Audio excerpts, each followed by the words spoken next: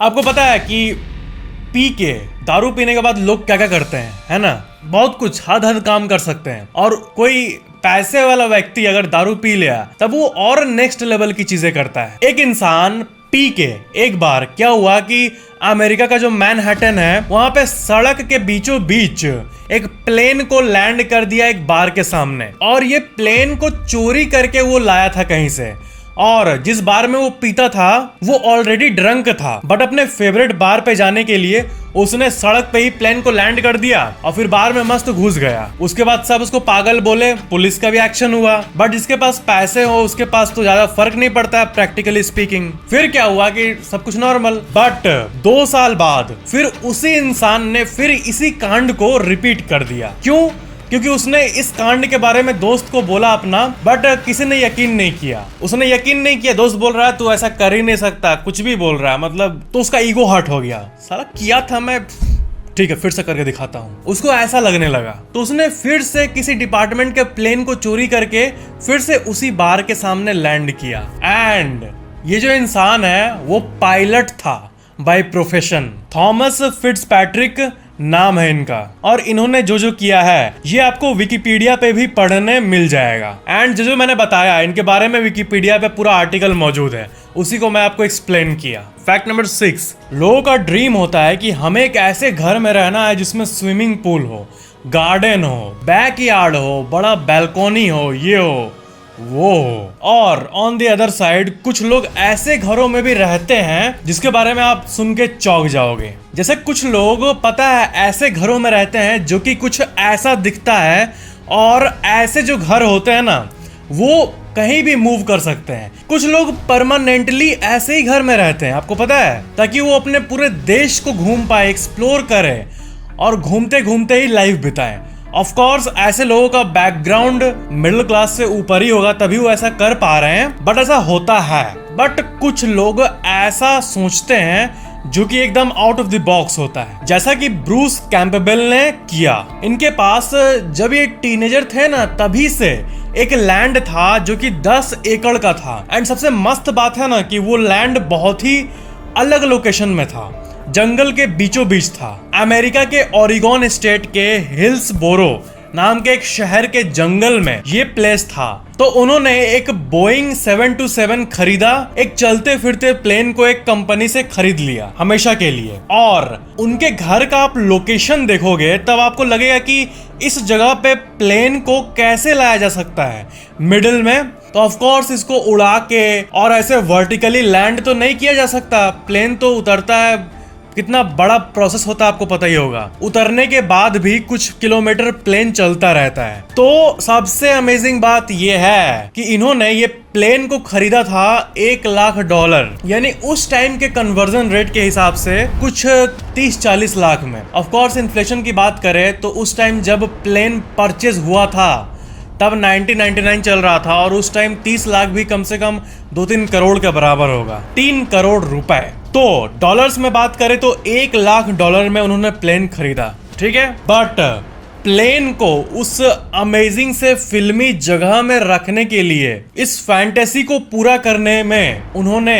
फिर से और $1,00,000 खर्चा किया। मतलब प्लेन 1,00,000 का, और उसको यूनिक तरीके से उतारना, वहां सेट करना, ये सब में और $1,00,000 लग गया। सब मिला के $2,00,000 से भी ऊपर खर्चा किया इन्होंने, बाप रे।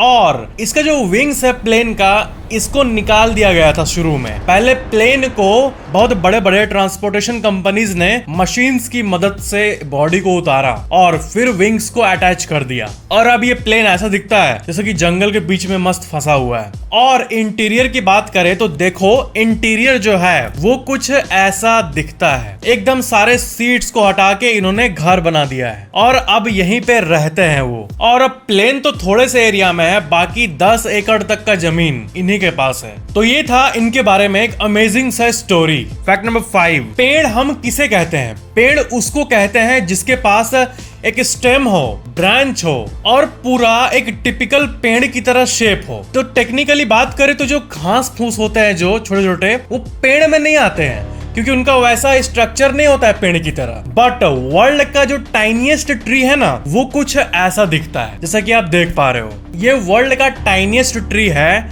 एक कंप्लीट पेड़ का सेट जिसमें सब कुछ है, स्टेम, ब्रांच, पत्ते सब, और इसे ड्वार्फ विलो कहते हैं। ये अपने आप में कंप्लीट पेड़ है एंड इसे रिकॉग्नाइज किया गया है सबसे छोटे ट्री के नाम पे। Fact number 4, Phineas and Ferb.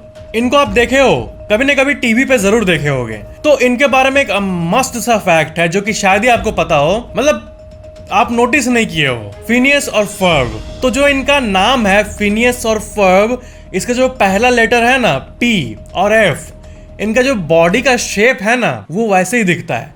Phineas का पी जैसा बॉडी है और फर्ब नाम में पहला लेटर एफ, फर्ब का जो बॉडी है वो एफ की तरह दिखता है एंड इसीलिए इनका बॉडी का जो डिजाइन है वो ऐसा है इनके नाम के ऊपर। ये है Phineas and Ferb. Fact number 3, ये फैक्ट मे बी शायद आपको पता हो, मेरे को पता नहीं था, या फिर और भी बहुत लोग को पता ना हो। जो क्लास 1 to 3 हम लोग का शुरू होता है बचपन में, उसके पहले नर्सरी होता है एंड उसी टाइम के अराउंड यूकेजी एलकेजी भी होता है। तो मुझे सही में बचपन से नहीं पता था कि ये एलकेजी और यूकेजी का फुल फॉर्म क्या होता है, बट अब पता चला इसका फुल फॉर्म होता है किंडरगार्टन। अब यहाँ पे सबसे मेन बात ये है कि किंडरगार्टन नहीं समझ लेना, किंडरगार्टन नहीं, किंडरगार्टन, किंडरगार्टन। एलकेजी मतलब लोअर किंडरगार्टन और यूकेजी मतलब अपर किंडरगार्टन। फैक्ट नंबर 2, जब मैं न्यूक्लियर चीजों की बात करता हूँ, रेडिएशन और ये सब, तब बहुत लोगों ने मुझसे कमेंट्स में पूछा है कि क्या इंडिया में भी इस न्यूक्लियर वर्ल्ड का जो शक्ति है, एटम का पावर यहाँ भी यूज होता है बिजली बनाने के लिए? तो हाँ, पूरे भारत में 7 न्यूक्लियर पावर प्लांट्स अभी ऑपरेट कर रहे हैं, आपको पता है। एंड लोकेशन की बात करें तो पहले नंबर पे आता है महाराष्ट्र, यहाँ पे तारापुर एटॉमिक पावर स्टेशन मौजूद है। फिर आता है गुजरात में, जहाँ पे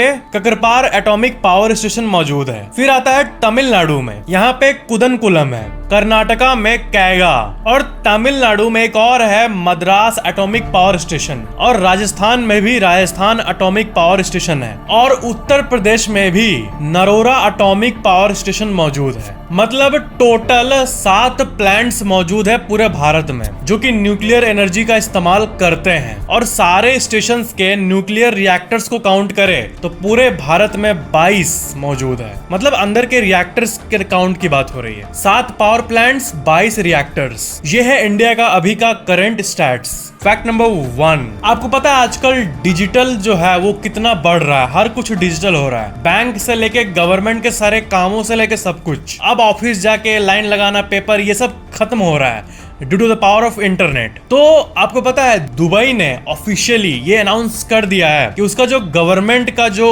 होता है ना डिपार्टमेंट्स, सारे के सारा पूरा गवर्नमेंट 100% पेपरलेस काम कर रहा है अब, मतलब फुल्ली डिजिटल। जब ये हुआ था तो बहुत सारे आर्टिकल्स इंटरनेट पे आए थे कि दुबई का जो गवर्नमेंट है वो वर्ल्ड का फर्स्ट बन गया है 100% पेपरलेस के मामले में। वीडियो को लाइक जरूर करना और ऐसे ही और वीडियोस के लिए इस चैनल को सब्सक्राइब करके घंटा जरूर दबा लेना अगर आपने अभी तक नहीं किया है तो, और वीडियो को शेयर भी जरूर कर देना। Thank you so much for watching this video.